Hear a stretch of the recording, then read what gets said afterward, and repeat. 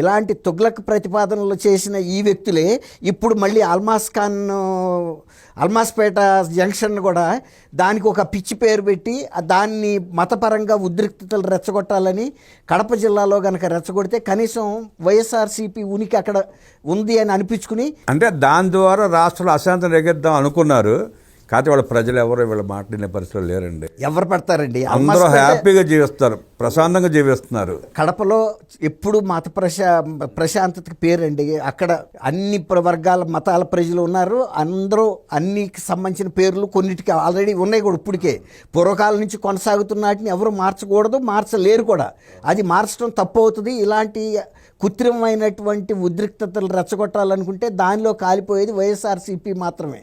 ఎందుకంటే ప్రజలు ఎవరో రక్తాన్ని వీళ్ళ కోసం చిందించలేరు. ఎవరి బిడ్డలేనండి. వీళ్ళు ఏంటంటే రాజకీయ స్వప్రయోజనాల కోసం చేస్తున్నారు. కడపలో నేనున్నా కొన్నాళ్ళు, నాగరాజుపేట అని, అక్కడ అన్ని పేర్లు ఉన్నాయి. ముస్లిమ్స్ పేర్లు ఉన్నాయి, క్రిస్టియన్స్ పేర్స్ ఉన్నాయి, క్రిస్టియన్ విద్యా సంస్థలు, పెద్ద పెద్ద విద్యా సంస్థలు ఉన్నాయి. కాబట్టి అన్ని మతాలకి చక్కటి సామరస్యంతో కూడిన కడపలో ఇలాంటి చిచ్చు పెట్టడానికి గతంలో ఎవరు కూడా ప్రయత్నం కూడా చేయలే.